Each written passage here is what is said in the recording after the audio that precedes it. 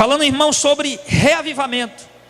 Na semana passada nós falamos sobre a reconstrução dos muros e usamos por Neemias, no ano 444 a.C., na terceira leva do povo de volta para Jerusalém, depois do cativeiro babilônico. E nós mostramos ali que para que haja um avivamento ou um reavivamento na igreja de Cristo, é preciso pelo menos duas coisas importantes. Primeiro, a reconstrução dos muros que nós colocamos já. Segundo, a reconstrução do templo. Levando em consideração que está, se não me engano, 1 Coríntios capítulo 6, verso 19, que o nosso templo é o corpo e a morada do Espírito Santo. Porque o que se tratava aqui no momento era a reconstrução do templo. De fato, o templo de Salomão tinha sido completamente destruído pelo rei Nabucodonosor, quando foi destruir a cidade para levar o povo cativo. Mas eu quero usar esse texto, irmãos, e aplicando já para os nossos dias, porque avivamento hoje, irmão, não precisa da reconstrução do templo de pedras, como muitos estão fazendo. Nós temos visto, Diácono Auricelli, esses últimos anos, uma preocupação tão grande com os líderes do Brasil em construir megatemplos. E isso, irmão, vou lhe dizer, isso não traz avivamento para a igreja. Isso só traz curiosidade. Os curiosos vão lá, eu quero ver o megatemplo, eu quero ver o templo de Salomão, eu quero ver o megatemplo sei de onde, o maior templo daqui, o maior templo da acolá. Só traz curiosidade, meu irmão, mas não traz benefício espiritual. Isso não traz avivamento para a igreja, não traz reavivamento para o povo de Deus. E eu entendo, nós temos, irmãos, que investir de fato, realmente, verdadeiramente, irmão, é no verdadeiro templo que necessita ser restaurado e precisa de um reavivamento. E esse templo, eu quero dizer para você, é a igreja de Cristo. Somos nós, a eclesia do Senhor. Porque quando se fala, usa o termo eclesia, e a palavra eclesia pode ser usada tanto no singular como no plural. E no singular eu posso estar sozinho, mas eu sou a igreja de Cristo, membro da igreja, o corpo de Cristo, mas também sou igreja. E eclesia também pode ser usada no plural, como um ajuntamento que se reúne aqui essa noite, mas não pelo fato de estarmos dentro de um prédio feito de pedra. Porque lá em casa, quando eu me reúno com minha esposa e meu filho, mesmo que nós não estejamos orando, mas ali está a eclesia do Senhor. Sim. Então a igreja, irmão, de fato, precisa de um reavivamento. E nós vamos usar o que está acontecendo aqui, no caso aqui de Esdras. Nós lemos aqui Ageu, mas Ageu trazia uma exortação. Que exortação era essa?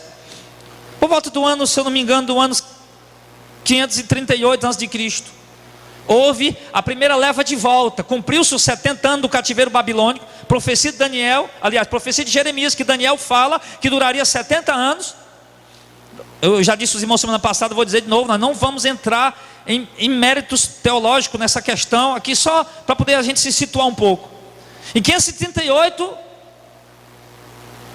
cumpre-se o tempo que Deus havia determinado para o povo estar ali, e ali vem a primeira leva de volta. Esdras volta para reconstruir a cidade, para reconstruir o templo. Está tudo em ruínas. Mas o que nós acabamos de ler, o que foi? É que quando o povo voltou, percorreu durante 1.600 quilômetros de distância, onde eles estavam, lá na Pérsia, para chegar em Jerusalém. Isso leva meses e meses de viagem. E eles chegaram ali, obviamente que não foram todos, porque muitos não quiseram ir, já estavam velhos, já estavam idosos, tinham filhos pequenos, não tinha possibilidade de viajar tanto tempo. E alguns já estavam estabelecidos, precisaram ficar lá. Nós vamos ver, por exemplo, no livro de Esté, é um desses casos, né? Havia um povoado judeu ali, mesmo o povo já tendo sido livre para voltar para casa, mas eles preferiram ficar ali, lá em Suzã, alguns deles, em outra cidade espalhada ali no reino da Pérsia. Mas o que acontece aqui? Esdras volta com uma multidão de pessoas. Acredite-se que ali havia mais ou menos 50 mil judeus que haviam voltado. E o que é que está acontecendo? O povo já está ali, o povo já voltou para Jerusalém, já estão ali, meu irmão. E o que é que o povo está fazendo? Que o texto mostrou para nós. O povo está construindo suas próprias casas.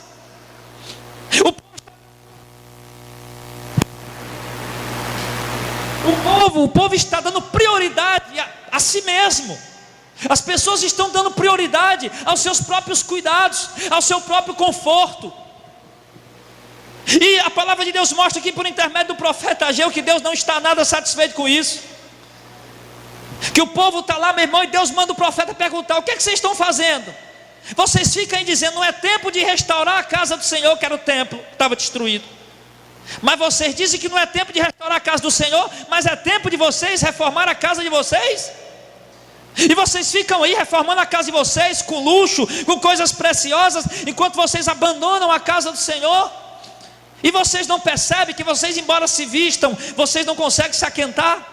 Que vocês trabalham e recebem o salário, mas recebem no saco furado? Os falsos profetas usam isso aí para poder pedir o dinheiro do povo. Todo mundo sabe disso.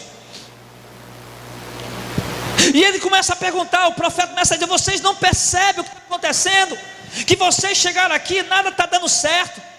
Vocês tentam prosperar, tentam isso, tentam aquilo, e vocês não conseguem, embora vocês só estão preocupados com vocês mesmos. E eu quero dizer para vocês que o Senhor está dizendo que tudo isso está acontecendo com vocês, embora o tempo de voltar chegou, o tempo de regressar chegou, de nós estar na nossa cidade chegou, o tempo do avivamento chegou, mas vocês não estão preocupados com o reavivamento. Vocês não estão preocupados com a casa do Senhor, com o lugar de culto, com o lugar da adoração, o lugar onde nós vamos cultuar, onde nós vamos oferecer sacrifícios a Deus, para agradar o nosso Deus. Vocês não estão preocupados com isso? E lá estava o povo, irmão, porque essa é a nossa situação, queridos. A gente muitas vezes vai esfriando, por quê? Porque a gente acaba se preocupando só conosco, só com as coisas materiais. Era importante aquele povo construir casa para eles? É claro que era. 70 anos, filho, a cidade estava destruída. 70 anos, a cidade estava lá. Eles chegaram ali, eles tinham que começar tudo do zero. Embora, claro, já tinham ali samaritanos. O povo tinha sido exilado no ano 722 pelo rei da Síria, o povo do reino do norte. Já estavam lá os samaritanos, e alguns outros povos ali já tinham entrado na cidade, mas cada um tinha feito casa para si. Agora aquele povo chega, mas vai se preocupar apenas consigo. Esse é o grande problema. Eu vou lhe dizer, meu irmão, é impossível que aconteça um reavivamento na tua vida se você estiver preocupado só com a tua vida material. Se você estiver preocupado só com a tua própria casa, com a tua própria vida, com o teu bem-estar, com o teu conforto da tua casa. Se você estiver preocupado só com isso, filho, é impossível que haja um reavivamento. E foi preciso, poxa vida, o povo não acordou. Rapaz, nós estamos em Jerusalém, olha o templo de Deus, o jeito que está. Não vamos trabalhar para reconstruir. É o lugar de culto, é o lugar de adoração, é o símbolo da presença de Deus. Mas não, aquelas pessoas estavam dormentes, estavam apercebidas, espiritualmente falando. A visão delas era só material, correndo para o seu canto. Vou fazer minha casa aqui, vou fazer aqui, talvez até brigando uns com os outros. Não, eu já tinha escolhido, eu já tinha marcado, é meu e tá. Mas aí, querido, Deus vai levantar um homem chamado Ageu. Provavelmente ele estava profetizando aqui, ele tinha entre 70 e 80 anos. Aliás, entre 80 e 90 anos de idade, Ageu. Porque Ageu foi um dos que viu o templo na sua primeira reconstrução, ainda quando era criança. Já está bem idoso aqui. Zacarias diferente, Zacarias era jovem, o profeta, mas Ageu já era bem idoso. E ali Deus usa aquele homem para dizer para o povo, vocês estão preocupados demais com o bem-estar de vocês. O que nós precisamos dar prioridade nesse momento é com o reavivamento da nação. E aqui eu quero dizer para vocês essa noite, querido, você que está aqui, você que está me ouvindo pela Web Rádio, você que está me ouvindo pelo YouTube, sim, meu irmão, nós precisamos, a nação precisa de um reavivamento. E nós estamos preocupados demais com as coisas terrenas, e estamos sendo consumidos pelos cuidados terrenos, irmão. Estamos esquecendo de que você, que eu, que nós como igreja precisamos de um reavivamento. Mas o que me alegra, sabe o que foi, irmã Lia? O que me alegra, querida, é que quando Ageu falou isso, a Bíblia diz que o coração do povo temeu. O coração do povo temeu diante do Senhor. No final do verso 12, ouvir as palavras que o Senhor falou, e o coração do povo temeu. Aí quando o coração do povo temeu, irmão, porque o povo de Deus sabe reconhecer a voz que vem de Deus, que vem do homem. O povo sabia que Ageu não estava falando na carne, o povo sabia que Ageu estava falando pelo Espírito.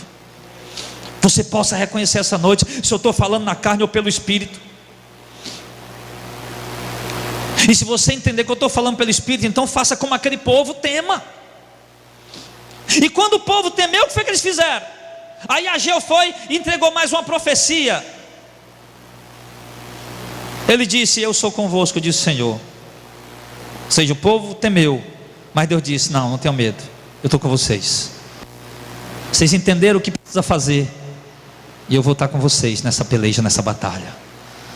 Aí o que aconteceu? No verso 14, quando eles ouviram a voz do Senhor, é o meu desejo aqui essa noite para todos nós. O próprio Deus levantou o espírito de Zorobabel, que era um governador, o espírito de Josué, que era um sumo sacerdote, e o espírito de todo o povo. Quando viu a palavra, porque a palavra de Deus é que faz isso.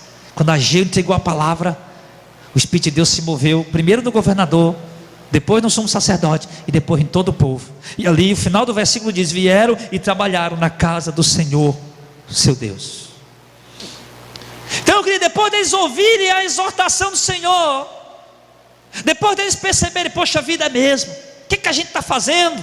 Estamos preocupados só com a gente. Claro, a gente tem que dar morada para a nossa família, tem que dar sustento para a nossa família, é claro, mas nós precisamos também dar prioridade às coisas de Deus. Amém, pessoal? Então o povo percebeu isso. O povo começou o quê? Começou a trabalhar para Deus. E esse é o desejo do meu coração essa noite, que você, ao ouvir essa palavra, você possa entender que você precisa de um despertamento, e que você possa ser despertado para trabalhar para Deus. Aí então, queridos, a reforma do templo começa. Pronto, todo mundo entendeu. Agora vamos fazer o templo. Nós sabemos que o templo foi reconstruído antes do que os muros.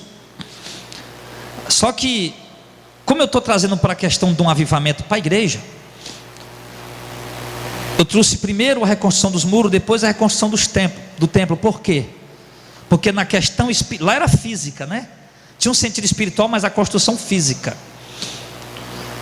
Mas no sentido espiritual, é preciso primeiro a gente reconstruir o templo que está os muros que estão em nossa volta. Aí então reconstruir o templo. E o interessante, querido, vá lá para o livro de Esdras. Voltando lá, depois de Reis vem Crônicas, vá lá. Crônicas, aí vem, depois de Crônicas, aí vem Esdras. Segunda Crônicas, aí vem Esdras. No capítulo 3.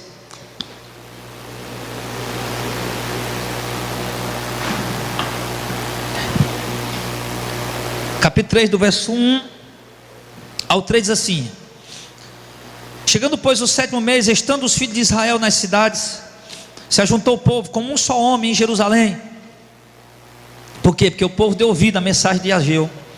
Esse livro ele tem interação direta com o livro de Ageu. Ageu estava ministrando a profecia dele, Zacarias também no tempo de Esdras. E ali, chegando pois o 7º mês, estando os filhos de Israel já na cidade, ajuntou o povo como um só homem em Jerusalém, e levantou-se Josué, filho de Josadaque, e os seus irmãos, os sacerdotes, e Zorobabel, filho de Sealtiel, e os seus irmãos, e edificaram o altar do Deus de Israel, para oferecerem sobre ele holocausto, como está escrito no livro da lei de Moisés, o homem de Deus. E no verso 13: e firmaram o altar sobre as suas bases, porque o terror estava sobre eles, por causa dos povos das terras, e ofereceram sobre ele holocausto ao Senhor, holocausto de manhã e holocausto à tarde. Então, irmãos, eles iniciam a reconstrução do templo. Agora, sabe o que me chamou a atenção aqui? Por onde é que eles iniciam a reconstrução do templo? Pelo pátio externo? Não. Pelo santo dos santos? Não. Pelo santo lugar? Não. Eles iniciam a reconstrução do templo pelo altar. Por quê? Porque sem altar não pode haver sacrifício para Deus. Sem altar, sem o altar eles não podiam fazer sacrifícios a Deus. sacrifícios que agradavam a Deus. Então ele não podia levantar logo o santo dos santos, eles não podiam levantar logo o santo lugar. Eles tinham que partir do primeiro para reconstruir, para ir à procura do reavivamento, irmão. Tem que partir dos pontos principais.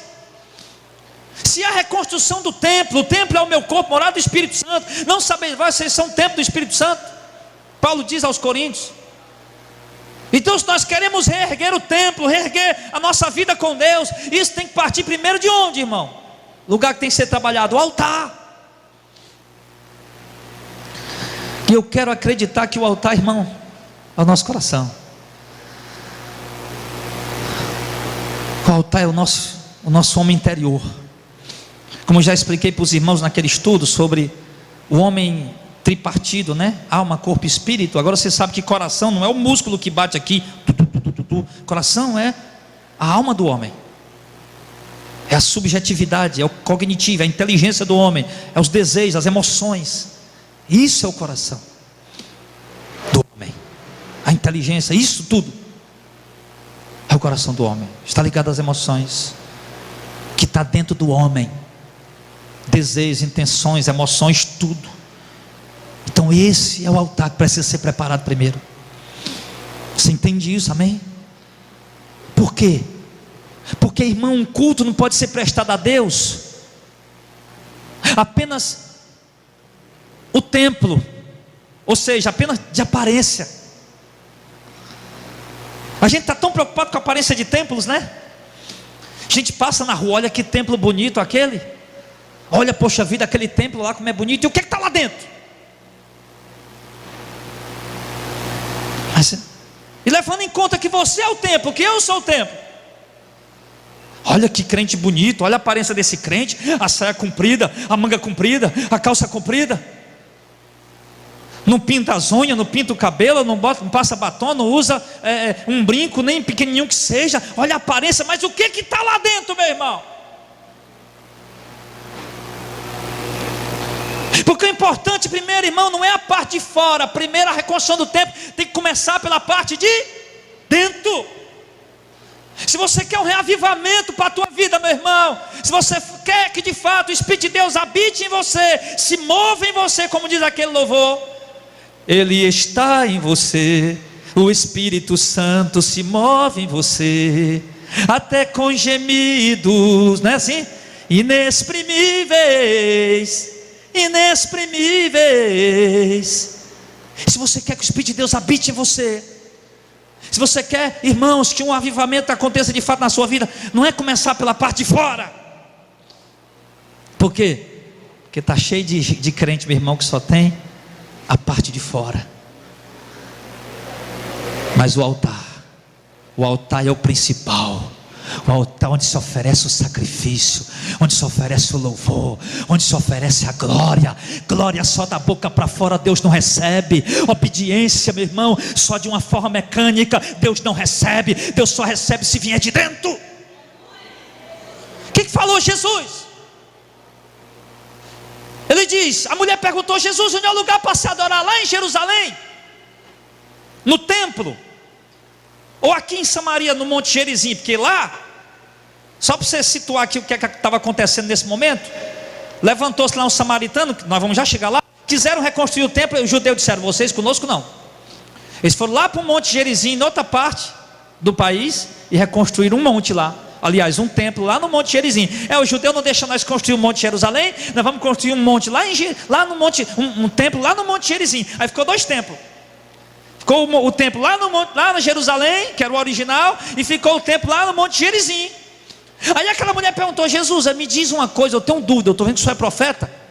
Onde é o lugar de se adorar? Lá em Jerusalém mesmo, como os judeus dizem? Ou aqui no Monte Gerizim, como nossos pais samaritanos nos ensinaram? E Jesus disse: nem lá, nem aqui, mas em espírito e em verdade. Tem que partir do altar, tem que partir de dentro, tem que partir do coração, da alma, lá de dentro do espírito do homem. Foi isso que eles fizeram. Aí dali, quando eles fizeram, o que foi que eles fizeram? Vamos ver, versículo número 8 ao 13. Aí, então, não, só um instante, peraí, irmão, perdão. Então o que acontece? Eles fizeram o altar para quê? Para oferecer sacrifício ao Senhor, para oferecer sacrifício a Deus. Irmão, um crente, todo crente verdadeiro, precisa reconhecer os tempos de frieza que ele passa. Não pense que é só você não, porque todos nós passamos. O Heitor passa, eu passo, a Auricélio passa. Todos nós passamos tempos de frieza na nossa vida, tempos de sequidão espiritual. Não venha me dizer que não passa não, porque passa. Qualquer pastor que abrir, pode ser um homem, pode ser Paulo Acho, pode ser Paulo Júnior, se ele abrir a boca para dizer para mim que nunca passou sequidão espiritual, eu olho nos olhos dele: meu irmão, me perdoe, mas o senhor não está falando a verdade. Que passa, meu irmão, passa. Mas o crente precisa entender e reconhecer isso, e precisa reconhecer: eu preciso de um reavivamento na minha vida. Você reconhece isso, amém? E você vai começar por onde o reavivamento agora? Os muros, medo nós já falamos, e hoje a reconstrução do templo, que é a tua vida, mas tem que começar lá de dentro. Meu Deus, só aparência não vale, aparência de crente, tem que ser aqui dentro. É quando a aparência, quando o templo está erguido, o altar está erguido, você começa a oferecer sacrifícios a Deus. E o sacrifício Deus recebe qual é? Diz: um coração quebrantado, um espírito quebrantado, Deus não ignora. Jesus falou, a profecia: sacrifícios e oferta não quisestes, oblações pelo pecado não requeres, um corpo me preparaste, eis aqui estou, Senhor, para fazer a tua vontade. Mas fazer a vontade de Deus do fundo do meu coração, do fundo da minha alma, não para cumprir um ritual, para cumprir um ritual religioso da missão de fé, ou da assembleia, ou da batista, ou da presbiteriana, ou da católica, mas algo feito do fundo do coração, que Deus olhe e veja que está lá dentro, que é que você está fazendo, com sinceridade, com verdade. Então você parte daí. Mas aí você tem que entender o seguinte: aí pronto, aí você vai prestar o seu culto a Deus, você vai orar, vai dobrar o joelho, vai falar com Ele com sinceridade, com verdade, vai reconstruindo o altar, vai limpando o altar. Imagina quantas pedras estavam ali no altar. Ora, Ageu sabia onde era o altar, muitos ali sabiam, tinham velhos ali, antigos, que 70 anos atrás tinham ido levado para o cativeiro, jovens, e agora já estavam velhinhos, mas ele lembrava: o templo era bem aqui, o altar era ali. O altar era ali? Era. Então vamos fazer aqui o altar. Eles foram. Aí você precisa começar a trabalhar nisso. O lugar do sacrifício, o sacrifício agradável a Deus, que é no seu coração. Quantas pessoas estão sendo enganadas hoje, irmão Jacques? Você vai numa igreja: irmão, faça seu sacrifício, o seu melhor. Aí o que é que eles dizem? Vocês já viram isso aí nas igrejas? Quem já viu isso aí? Graças a Deus. Você já teve lá também? Já fez? Uns levantaram a mão com vergonha, mas já tiveram. Eu já tive, já fui no meio desse negócio. Aí diz: irmão, dê o seu sacrifício a Deus. Quer o sacrifício a Deus? Suba aqui no altar. Ele faz aquela coisa mística, né? Bota um pano ali dizendo que é o santo dos santos. Outros botam alguma coisa ali e traga, que é o seu sacrifício. Isso não é sacrifício? Não é esse tipo de sacrifício. Quanta gente está sendo enganada, que trabalha o mês inteiro para ganhar o dinheiro suado e fica dando dinheiro a esses mercenários aí, meu irmão, como se isso fosse um sacrifício agradável a Deus. Eu te digo, meu irmão, que não é. Não é. Então o sacrifício de fato que Deus quer é no coração, preparar o altar. Só que você tem que entender uma coisa: que depois de reconstruir o altar, sim, depois vem os levantes do inimigo. O inimigo começa a se levantar, vai buscar um reavivamento, vai buscar reerguer o teu altar, teu coração, tua comunhão com Deus, o lugar principal onde se oferece sacrifício a Deus com verdade e com sinceridade. Aí o inimigo vai ver a tua busca, e ele vai começar a se levantar e tentar te atrapalhar. Veja aí no capítulo 4, olha lá, capítulo 4, do versículo 1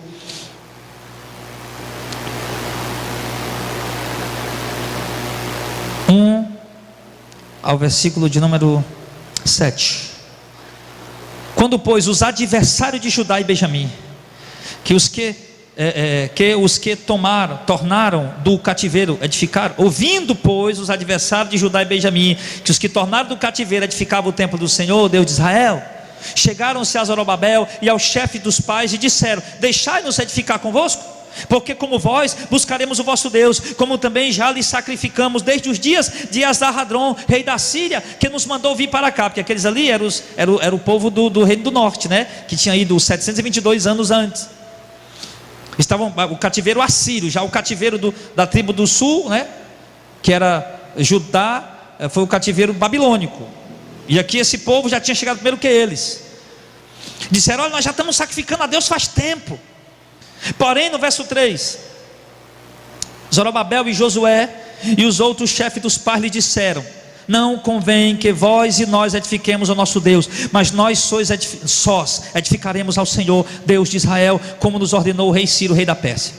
Todavia o povo da terra debilitava as mãos do povo de Judá e aquietava-os no edificar. Olha o que estavam fazendo. Primeiro, o texto do versículo 1 do capítulo 4: com vocês. Não é isso que está aí? Deixe nós reconstruirmos o templo junto com vocês. Mas o texto diz que eles eram inimigos. Então os inimigos, primeiro, o diabo, ele tenta a priori dizer que vai ajudar. É isso que o texto está falando. Você vai buscar o reavivamento, o diabo vai tentar te atrapalhar. Isso vale para todo mundo aqui. E ele vai tentar atrapalhar primeiro, tentando dizer que vai querer ajudar. Aí quando você diz que não, vai dizer não, porque você percebeu que era um inimigo. Aí ele vai fazer o que? Ele muda a estratégia. No verso aí sim, aí eles resistiram, né? O povo de Deus resistiu. Não, vocês não vão trabalhar com a gente não. Então, como eles resistiram, no verso de número 4 diz: todavia eles, né, começaram a debilitar o povo de Judá e a inquietar o povo. Eles começaram a inquietar o povo, começaram a debilitar o povo, atrapalhar o povo. Aí no verso número 5: e alugaram contra eles conselheiro para frustrar os seus planos todos os dias de Ciro, rei da Pérsia, até o reinado de Dario, rei da Pérsia. Então, no verso 6: e sobre o reinado de Assuero, que é o rei lá da rainha Esther, né? Também chamado Xerxes I, no princípio do seu reinado, escreveram uma acusação contra os habitantes de Judá e Jerusalém. E nos dias de Artaxerxes escreveu Bislão. Aí ele fala aqui: escreveram uma carta. Ou seja, começaram a tentar atrapalhar de todo jeito. Irmão, presta atenção. Desde que você começou a buscar o Senhor, começou a orar, começou a buscar o revivamento, o inimigo começou a trabalhar para atrapalhar. Primeiro ele apareceu como amigo perto de você. Depois ele aparece como, ele começa a mudar a estratégia. Então, irmão, tome cuidado, porque o inimigo vai tentar atrapalhar o reavivamento de Deus na sua vida. Ele vai tentar atrapalhar. E aí, meu irmão, o que acontece? Que eles tentaram atrapalhar, mas o povo estava trabalhando. O povo já tinha construído o altar, já estava prestando culto a Deus. E quando eles construíram o altar, eles partiram para reconstruir o templo. Ela pega lá do capítulo 3, do verso 8 até o 13, nós não vamos ler, tá bom? Para a gente ganhar tempo. Mas vai ver o que? Que ali quando eles construíram o altar, começaram a oferecer sacrifício a Deus, eles lançaram os alicerces do templo e começaram a trabalhar no templo. Por quê? Porque o profeta chegou lá: rapaz, nós temos que trabalhar também no templo. Levantaram o altar, prestaram algum sacrifício. Não, mas agora nós já trabalhamos no altar, agora temos que trabalhar no templo. E aí, irmão, quando eles começam a reconstruir o templo, no meio dessa confusão toda, os inimigos ali bombardeando, os inimigos jogando para aqui, para lá, tentando parar, tentando derrubar, tentando desanimar. Aí o que acontece? Quando eles começam a reconstruir o templo, porque o templo de Salomão, irmão, era uma das 7 maravilhas do mundo antigo. Depois o templo que Herodes reformou, antes de Cristo, Herodes o Grande, né? Ele começou a reformar e reformou o templo, demorou. Como é que diz lá quando Jesus olha, diz, não ficará pedra sobre pedra? Aliás, destrua esse templo e eu retificarei em 3 dias. Diz, quanto tempo levou para construir o templo? Alguém lembra? Só pegar em Mateus 20, Mateus, não me lembro. Eu sei que ele disse, parece que foi 46 anos. Foi levar 46 anos para reconstruir o templo. Você vai levantar em 3 dias? Enfim, mas o templo que Salomão tinha construído era lindo, era potentoso. Coisas de ouro, coisa linda. Arca do concerto, tudo mais. Agora o templo que o povo está retificando, irmão, eles não têm dinheiro para fazer, como era no tempo de Salomão. Então eles reconstroem o templo, irmão, da forma mais simples possível. Sim, da forma mais simples possível.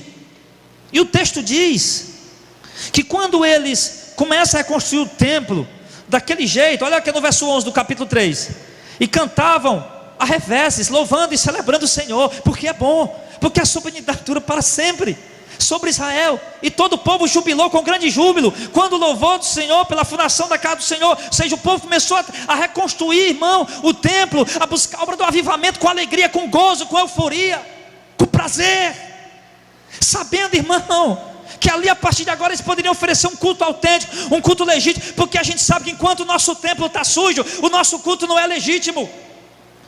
A gente sabe que quando o nosso templo está sujo, enquanto o nosso altar está quebrado, está sujo, o nosso culto não é recebido no céu. A gente pode até cultuar, pode até adorar, pode até tentar oferecer, mas não está sendo recebido. Por quê? Porque está sujo, está quebrado. Aí eles começam a reconstruir. Quando eles começam a ver, irmãos, eles começam a se alegrar. Só que no verso 12, porém muitos dos sacerdotes levitas, chefe dos pais já velhos, que viram a primeira casa lá que Salomão tinha feito, sobre os fundamentos, vendo perante os seus olhos essa casa, choraram em alta voz.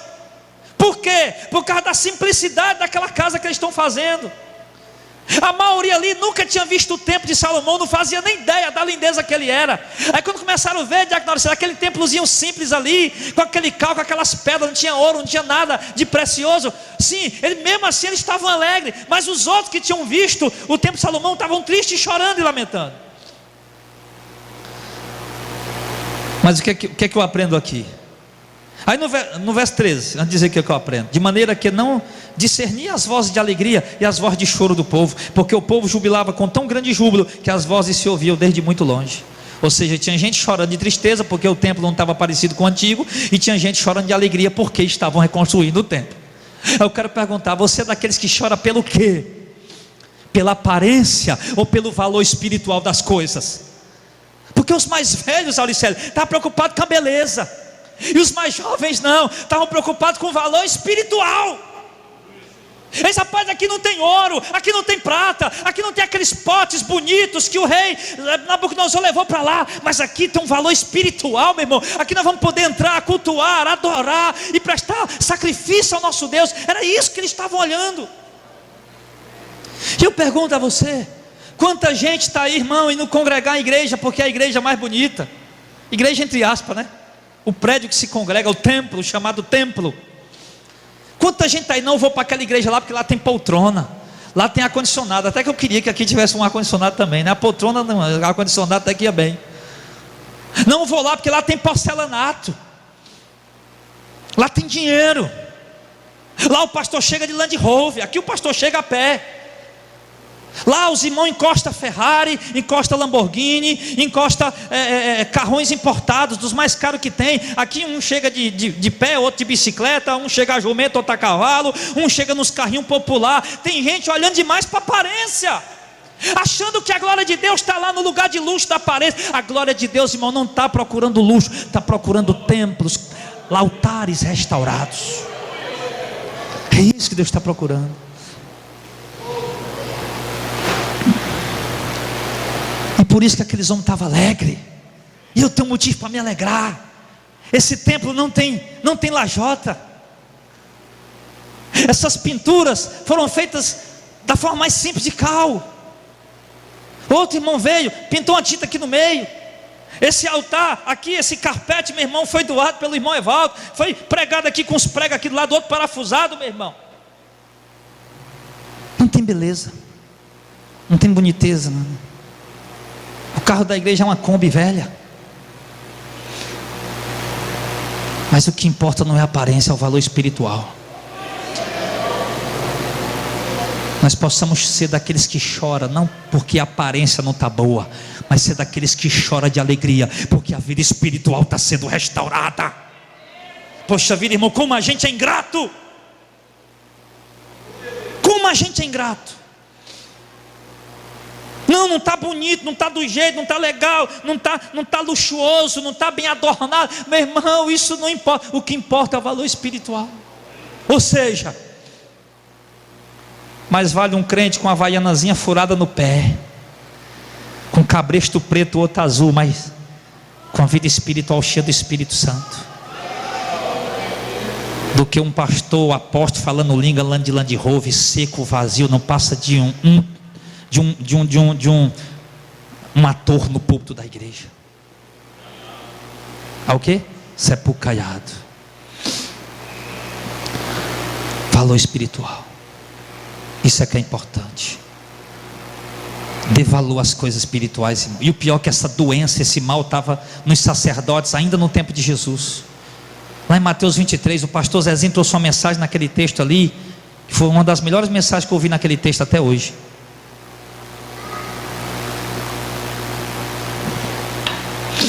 E ali ele diz assim: qual é o maior? O altar ou o dinheiro que coloca no altar? A oferta que coloca no altar. Aí o sacerdote dizia o quê? A oferta é maior. E Jesus disse o quê? Como assim? Se o altar é quem santifica a oferta, como é que a oferta é maior? Ou seja, valorizem, dê mais prioridade e valor às coisas espirituais. Isso tem mais valor diante de Deus, e não as coisas materiais. Então, irmão, começou, no meio de tudo isso, essa alegria, o povo alegre, eufórico, os inimigos olharem: vamos destruir aquilo, vamos parar com aquilo, aquela obra está prosperando, está avançando, vamos parar. Aí o que é que acontece? Vai lá no verso, deixa eu só ver aqui se a gente já leu aqui o verso 16 do capítulo 4, verso 11, eu acho que não lemos ainda não. Verso 11 diz assim: então, eu não vou ler o teor da carta. Eles mandaram uma carta para o rei. Aí no verso 16 eles dizem: nós pois fizemos notório ao rei que se aquela cidade se reedificar e os seus muros se restaurarem, desta maneira não terá porção alguma desta banda do rio. Então os inimigos fizeram de tudo, não conseguiram, escrever uma carta para o rei. O rei Artaxerxes. Aí o que acontece? O rei recebe a carta, capítulo 4, verso 21 ao 24. O rei diz assim: agora pois dai ordem para que aqueles homens parem, a fim de que não se edifique aquela cidade, até que se dê uma ordem por mim. Verso 24: cessou pois a obra da casa de Deus, que estava em Jerusalém, e cessou até o ano segundo do rei Dario, rei da Pérsia. Ou seja, por um momento os inimigos conseguem. Escrevam, não conseguiram mandar a carta para o rei, para o governador, para o prefeito. Aí foi usar as leis civis da nação. Nós não conseguimos atrapalhar, vamos usar a lei. Aí manda uma carta para esse rei Artaxerxes. Quando o rei lê: rapaz, os judeus vão reedificar o muro, a cidade, o templo. Está aqui no livro de Crônicas registrado que eles eram a nação desobediente, rebelde, só adoravam Deus, que eles não pagavam imposto. Rapaz, vão ficar, teve muitos reis fortes, vamos mandar parar essa obra. E mandou parar. E a obra de reavivamento foi interrompida durante 2 anos. O povo ficou com medo, o povo esmoreceu. Por um momento parece que o inimigo está triunfando. Preste atenção numa coisa. Às vezes eu digo, você começa a buscar Deus, né? O avivamento começa a chegar. O inimigo se articula de várias maneiras, até que em uma maneira ele consegue te atingir. Ele consegue fazer você parar por um momento. E você diz: poxa vida, eu estava orando, estava buscando a Deus, e aconteceu isso. Aí você parou. Acontece isso, acontece.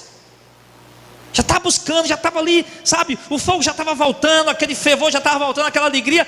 Pá, acontece uma coisa, bem na hora que você está buscando, bem na hora que está começando a fogueira acender, né? O fogo acender, acontece uma coisa que você para de novo. O inimigo usa uma estratégia, tipo um checkmate. Pá! Aí para. 2 anos parado.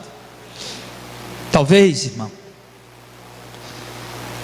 você seja alguém que tem um chamado na obra de Deus e está aí há 2 anos parado. Talvez você é um pregador da verdade, talvez você é um adorador de verdade, você é um missionário, um evangelista de verdade, que estava aí fazendo a obra fervorosamente. De repente tem gente que parou, irmão. Aí quando o povo para, o que acontece? 2 anos depois, aí o povo volta para suas atividades de novo, começa a se ocupar de novo, se sobrecarregar de novo com seus trabalhos, suas coisas. A gente tem que parar, não dá mais para continuar, e tal, e aquela coisa, e começa a colocar um monte de desculpa, um monte de coisa, porque é assim que a gente faz. É assim que a gente faz. A gente não vai, pastor, não estou mais indo para o culto da quarta, o culto da sexta, o culto do domingo, estou indo para o culto só uma vez por semana, ou a cada 15 dias, ou uma vez por mês, e o cara bota um monte de desculpa, não é assim? E desculpas convincentes. Mas você sabe o que está acontecendo? As desculpas não convencem. O que está acontecendo é que o inimigo fez você parar. Porque se o inimigo não tivesse feito você parar, você lembra que você ia de canoa, ia por cima de pau e pedra, mas você ia. Nada te detinha, nada te parava. Você tinha muito mais ocupação do que hoje. Mas o que acontece é que o inimigo conseguiu te parar. Mas aí Deus vai lá mais uma vez, no capítulo 5. Lembra, nós lemos o profeta Ageu agora há pouco? Está aqui, ele aqui, ó. Capítulo 5 de Esdras, verso 1 e 2. Então Ageu, o profeta, e Zacarias, filho de Ido, o profeta, os 2 profetas. Esdras 5, verso 1 e 2, olha só, o verso 1. Ageu, o livro de Ageu, o profeta. Zacarias, o livro de Zacarias, o profeta. Os 2 aqui, ó. Então Ageu, o profeta, e Zacarias, filho de Ido, o profeta, profetizaram a judeus que estavam em Judá, em Jerusalém. Olha só, em nome do Deus de Israel, lhe profetizaram. Então se levantou Zorobabel, filho de Sealtiel, e Josué, que também é chamado de Jesua, filho de Josadaque, e começaram a edificar a casa de Deus que está em Jerusalém, e com eles os profetas de Deus que os ajudavam. O que está acontecendo aqui agora? O povo tinha parado, o povo tinha estacionado, mas sempre que o povo para, pode prestar atenção nisso, Deus levanta alguém com a palavra dele para reanimar o povo. Não tem coisa melhor, meu irmão, do que você ouvir e você glorificar a Deus por ter sido um canal, para Deus ter te usado para levantar a vida espiritual de alguém. O irmão mandou uma mensagem hoje, ou foi ontem, para o e-mail. Pastor, eu passei, falou lá um monte de 12 anos, não me lembro bem mais, está no e-mail lá, o nome dele e tudo mais. Passei 10, 12 anos, não me lembro, na igreja tal. E eu vi na pregação deste canal, ele não falou pregação do pastor Jadel ou do diácono Auricélio, essa pregação desse canal, ou seja, a pregação de todos os pregadores aí. Eu vi na pregação desse canal, Deus quebrou as cadeias, me libertou, e me despertou. Deus levanta homens com a palavra dele, diácono Auricélio. Diácono Auricélio, quantas vidas têm sido resgatadas, meu irmão, pela tua pregação? Evangelista Heitor, quantas vidas têm sido resgatadas pela tua pregação, meu irmão? Que a gente nem sabe, que a gente não faz ideia. 16 anos. O tempo, a construção ficou 16 anos. Irmãos, preste bem atenção. Quantas pessoas Deus tem levantado através da pregação de um de nós. Você tem sido um profeta Ageu para muitas pessoas e você talvez não sabe. Por precisar de um despertamento, por precisar de um avivamento, eu vou lhe dizer, meu irmão, campanha não vai fazer isso. Dízimos e ofertas não vão fazer isso.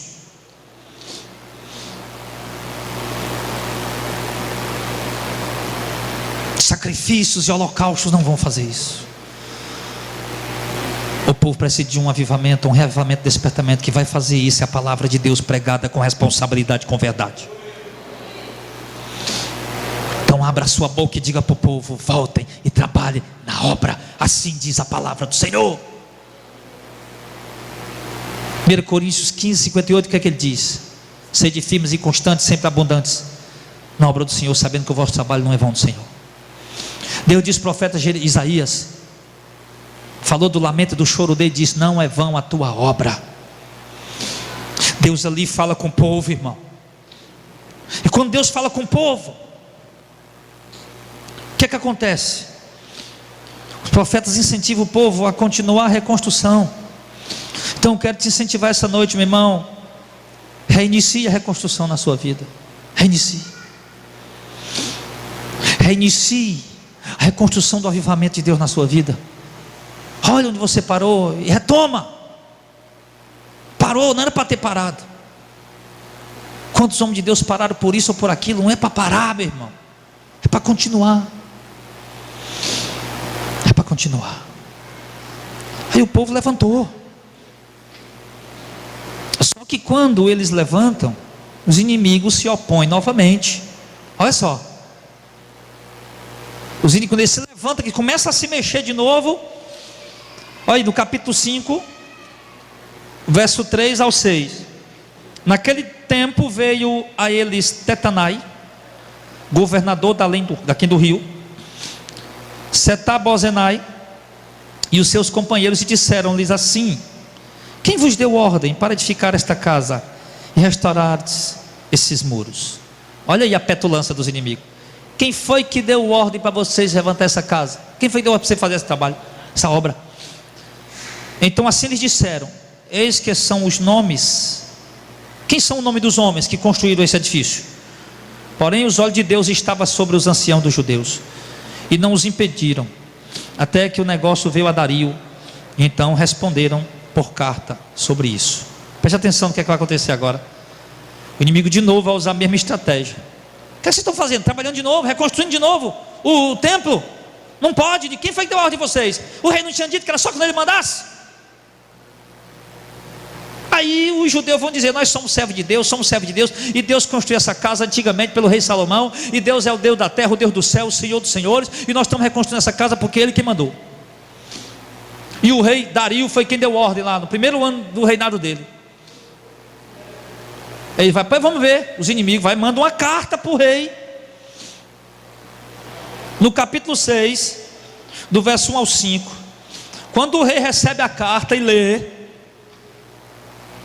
ele diz o seguinte: então o rei Dario deu ordem, e buscaram na chancelaria, onde se metiam os tesouros em Babilônia, e em Acmetá do palácio, que está na província da Média, e se achou um rolo. Nele estava escrito um memorial que dizia assim: no ano primeiro do rei Ciro, naquela hora eu investi o nome, né? O rei Ciro deu esta ordem com respeito à casa de Deus em Jerusalém: esta casa se edificará para lugar em que se oferecerão sacrifícios, e seus fundamentos serão firmes. A sua altura será de 60 côvados, a sua largura de 60 côvados, com 3 carreiras de grandes pedras, e uma carreira de madeira nova, e a despesa se fará da casa do rei. Demais disso, os utensílios de ouro e de prata da casa de Deus, que Nabucodonosor transportou do templo que estava em Jerusalém e levou para a Babilônia, se tornarão a dar para que vão ao seu lugar, ao templo que está em Jerusalém, e os levarão à casa de Deus. Agora pois Tatenai, governador da além do rio, Setar-Bozenai e seus companheiros, os afasaquitas, que estás da além do rio, apartai-vos dali. Aí o que ele diz? Para bem aí, irmão. Vamos já ler o resto. Os inimigos mandaram: o rei, vê aí direitinho nos documentos se realmente esse judeu pode construir o muro. Porque na mente deles ele pensava que não, porque o outro rei tinha mandado parar, sem consultar os rolos antigos, os documentos antigos. Mas aí esse rei foi mais esperto: rapaz, eu vou mandar parar a obra, eu vou olhar nos documentos antigos, se realmente o rei Ciro mandou fazer essa obra mesmo, porque se tiver lei de medo e de peça, ninguém pode mudar. Se o rei Ciro mandou, tem que ser cumprido. Lei dos peças não pode mudar. Aí o rei Dario foi lá, investigou, encontrou o rolo que contava a história. E lá no edito de Ciro, conforme Deus tinha colocado no coração dele, era assim para os judeus reconstruir o templo e a cidade, e as despesas ainda tinham que ser pagas pelo próprio rei. Agora a estratégia furou do inimigo, irmão. Que o inimigo tenta, uma hora ele consegue, outra hora não, outra hora ele tomba, ele cai. Aí o que aconteceu?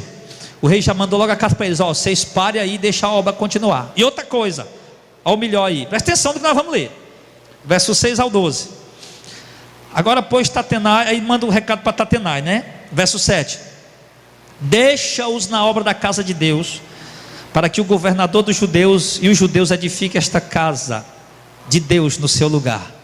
Também por mim se decreta o que haver de fazer com os anciãos dos judeus, para que edifique a casa de Deus, a saber, que da fazenda do rei, dos tributos aí, que além do rio aí onde vocês estão, que vocês mandam para cá, né? Então já estou traduzindo para os irmãos, se pague prontamente a despesa desses homens, para que não sejam impedidos. O rei disse: o tributo que vocês dão para cá, agora você fala o seguinte: vocês vão dar para eles reconstruir o templo. Aí ele continua dizendo, no verso 9: e o que for necessário, como bezerro, carneiro, cordeiro, para holocausto ao Deus do céu, trigo, sal, vinho, azeite, segundo o rito dos sacerdotes que estão em Jerusalém, dê-se-lhe de dia em dia, para que não haja falta, para que ofereçam sacrifício e cheiro suave a Deus do céu, e orem pela vida do rei e dos seus filhos. Também por mim se decreta que todo homem que mudar esse decreto, um madeiro será arrancado da sua casa, será levantado, e pendurarão nele, e da sua casa se fará por isso um monturo. O Deus, pois, que fez habitar ali o seu nome, derribe a todos os reis e povos que estenderem a sua mão para mudarem, para tentar destruir a casa de Deus que está em Jerusalém. Eu, Dario, dei o decreto e apressadamente quero que se execute. A estratégia falhou. O inimigo foi lá usar os meus políticos. Da primeira ele conseguiu, da segunda agora o que é que o rei fala? Sabe de uma coisa? Eles vão fazer a obra, é vocês quem vão que pagar. O que eu vejo aqui, irmão? Que por mais que o inimigo consiga uma vezinha por nossa displicência, ele não vai conseguir sempre. Mas que o inimigo usou de uma artimanha, de uma estratégia, e conseguiu vir contra nós e ter um certo êxito, mas ele não vai conseguir sempre. Nem sempre vai conseguir. Muitas vezes Deus vai intervir para que as coisas dê certo em teu favor, em nosso favor. Aí, meu irmão, o que é que aconteceu? Os judeus aceleraram a obra e foram trabalhar. Olha, irmão, o inimigo tentou de novo, mas agora ele não conseguiu, porque agora você estava mais esperto, você estava ligado, né? Na outra você estava dormindo espiritualmente, agora você estava acordado. Na primeira lá o inimigo chegou: para a obra aí, rapaz. Mandaram a carta para o rei parou, não pararam. Da segunda vez não. O que vocês estão fazendo essa obra de novo? Quem mandou? E quem mandou foi Deus. Foi Deus quem mandou. Por isso nós estamos fazendo. E Deus mandou, e o rei Ciro assinou e disse que era para nós fazer, e nós estamos fazendo. Ou seja, agora falaram com propriedade. Falou com propriedade, com autoridade, respaldado nas escrituras, meu irmão. Não tem diabo que resista. Ele foge. Não foi assim que aconteceu com Jesus lá no deserto? O diabo se aproxima e diz: se tu é o filho de Deus, transforma essas pedras em pão. E Jesus diz: está escrito, nem só de pão verá o homem. Aí o diabo vai dizer: vai usar a palavra? Eu também sei a palavra. Aí o diabo vai dizer: Jesus, no Salmo 91, verso 11 e 12 está escrito: aos seus anjos dará teu respeito, para que não tropece nenhuma pedra. Então pula daí. Jesus pega a espada e dá outro golpe. Espada do Espírito, que é a palavra de Deus. Ele diz: mas também está escrito: não tentará o Senhor teu Deus. Aí depois o diabo vai lá e diz: pois vamos fazer o seguinte: não te derrotei com a necessidade, tu não se dobrou diante de mim. Pedi para tu tentar Deus e se amostrar para ficar famoso, tu também resistiu com a palavra. Agora faz o seguinte: te dou essas riquezas todas aqui para tu abandonar teu trabalho, teu ministério. Aí Jesus vai e diz: arreda-te, Satanás, porque está escrito: ao teu Deus adorará e só a ele prestará culto. Jesus falou com convicção, Jesus falou com autoridade. Palavra de Deus, conhece o que está escrito no documento. Não é o documento da Média, não é o documento da Pérsia, não é o documento da Síria, da Babilônica, não é o documento da nação brasileira, mas é o documento da palavra de Deus. Crente que fala, que usa. Vai chegar o camarada aí. Eu me lembrei do dia que eu estava lá no Norte Shop, e o cara chegou: rapaz, essa blusa aí. O cara chegou cheio de autoridade, o diabo, o cão, um teólogo lá do meio dos infernos, que não conhece Bíblia, nada. Ele diz: rapaz, isso aí, falando já, todo baixão, isso aí está errado, essa frase aí, rapaz. Que frase aí? Minha blusa, o dízimo é obrigatório. Eu digo: trocou. Rapaz, está errado essa frase aí, o dízimo é obrigatório sim. Porque Abraão deu dízimo, eu deixei falar. Jacó deu dízimo, eu deixei falar. Eu digo: sim, meu irmão, Jacó deu dízimo, Abraão deu dízimo antes da lei. Mas nem por isso isso vai virar uma lei para nós. Porque a Bíblia no Antigo Testamento fala de votos, e a Bíblia mostra claramente que voto é algo particular, pessoal. O voto de Abraão está entre ele e Deus, meu filho. Se ele pagou ou não, é problema dele. Voto, eu não tenho obrigação de pagar voto porque Abraão pagou. Eu não tenho obrigação de pagar voto porque Jacó pagou, meu irmão. Eu tenho obrigação de pagar voto que eu faço.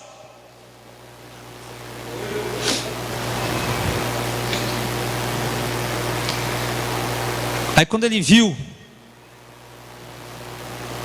que nós estávamos armados com a palavra, aí ele falou: não, eu sei.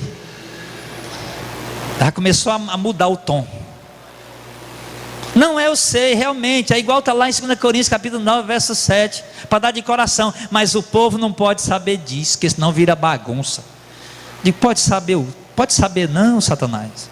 Não pode saber por quê? Quando o diabo vê que você está armado até o dente com a palavra de Deus, irmão, ele foge. Amém? Ele tentou usar o documento. Pegou documento, não tem documento que se compare com a palavra de Deus, meu irmão. Vai chegar um juiz aqui, vai chegar o promotor, vai chegar o raio, o Cotan. Ei, Auricélio, casa esse casal de gay aqui. Você vai dizer: caso não, seu juiz. Por quê? Porque em primeiro lugar, seu juiz, eu estou dentro do ambiente da igreja religioso. Essa igreja tem um estatuto, tem um regimento interno, e nós temos aqui a palavra de Deus que me proíbe fazer isso. E o Senhor não pode me prender. Se o Senhor me prender, eu lhe processo. Você vai ter que pagar direitos e morais na minha vida. E pronto, acabou. Mas se o cara chegar, o diabo chega te ouvindo: é mesmo, né? O diabo chega dizendo: tu não é nada. Você diz: é mesmo, né? Deus está ouvindo tua oração. É mesmo, está ouvindo não. Não é assim que a gente faz às vezes? Deus não está te ouvindo, é mesmo, está ouvindo não. Deus não te ama, é mesmo, não me ama não. Deus me abandonou, é mesmo, Deus me abandonou. É isso que o diabo quer, meu irmão. Aí você vai e diz para Satanás: não importa a tribulação que nós passarmos na terra, Jesus prometeu: estarei convosco todos os dias, até a consumação do século. O diabo vai dizer: numa hora que Deus não está ouvindo, eu vou dizer: ele está ouvindo sim, porque Jesus disse lá em Lucas capítulo 18, a parábola da viúva que importunava o juiz, disse que ele ouvia nossa oração dia e noite, embora parecesse tardio. E eu vou orar assim, Satanás. Então, meu irmão, você tem que estar armado com a palavra. Aí agora, meu irmão, o inimigo se deu mal. Primeiro foi afrontar o judeu com documentos. Os judeus vacilaram, mas agora foi diferente, já estava experiente. Aí agora o que eles fizeram? Vamos lá para o capítulo 6 para a gente concluir. Do verso 13 ao 22. Vamos devagarinho. Então Tatenai, governador da além do rio, os inimigos, Setar-Bozenai e seus companheiros assim fizeram, apressadamente, conforme o decreto do rei Dario. E os anciãos dos judeus iam edificando e prosperando pela profecia do profeta Ageu e Zacarias, filho de Ido, e edificaram a casa e a aperfeiçoaram, conforme o mandado do Deus de Israel, e conforme o mandado de Ciro, e de Dario, e de Artaxerxes, rei da Pérsia. E acabou-se essa casa no dia 3º do mês de Adar, que era o 6º ano do reinado de Dario. 20 anos de trabalho, 20 anos de luta. Olha lá. Aí trabalharam, se esforçaram e concluíram. terminaram a casa, começaram pelo altar, agora a casa estava pronta. Agora quem olhava para aquela crente de saia comprida, que não usa batom, que não usa joias, bijuteria, agora dizia: agora vem lá de dentro. Agora não é só aparência, o altar está restaurado, a casa está pronta, a gente pode cultuar. E lá do verso 16, o que eles fizeram? A casa está pronta, e os filhos de Israel, e os sacerdotes, e os levitas, e o resto dos filhos do cativeiro fizeram a consagração desta casa a Deus com alegria. Fizeram o que, irmão? A consagração desta casa a Deus. Que casa? Você. O templo. Eu. Busquei o avivamento, Deus me deu. Agora eu faço o quê? Consagro esta casa a Deus, para viver, para obedecer ao Senhor. E ofereceram para a consagração dessa casa de Deus 100 novilhos, 200 carneiros, 400 cordeiros e 12 cabritos, por expiação do pecado de todo Israel, conforme o número das tribos de Israel. E puseram os sacerdotes nas suas turmas, e os levitas nas suas divisões, para o ministério de Deus que está em Jerusalém, conforme escrito do livro de Moisés. E os que vieram do cativeiro celebraram a Páscoa. Olha aí, irmão, o avivamento, Alicélio. A Páscoa voltou a ser celebrada. Olha só, no dia 14 do primeiro mês, porque os sacerdotes e levitas se tinham purificado como se fossem um só homem, e todos estavam limpos, e mataram o cordeiro da Páscoa para todos os filhos de Israel, e para seus irmãos, e sacerdote, e para si mesmo. Assim comeram a Páscoa os filhos de Israel, que tinham voltado do cativeiro, e com todos os que a eles se apartavam da imundícia das nações da terra, para buscar o Senhor Deus de Israel, e celebrar a festa dos pães asmos por 7 dias com alegria, porque o Senhor os tinha alegrado, e tinha mudado o coração do rei da Síria a favor deles, para lhes oferecer as mãos na obra da casa de Deus, o Deus de Israel. O que aconteceu aí, para concluir? O templo está erguido, e agora o povo está celebrando a principal festa judaica, a Páscoa. Primeira logo, lembrando do cativeiro lá do Egito, mas ao mesmo tempo também, com certeza, lembrando do cativeiro babilônico, foram resgatados. As festas espirituais são restauradas, e o povo faz isso com alegria, porque quando há reavivamento na vida do cristão, da igreja, do crente, irmão, ele faz o serviço espiritual de Deus com alegria, ele faz a obra de Deus com alegria, ele presta serviço a Deus com alegria.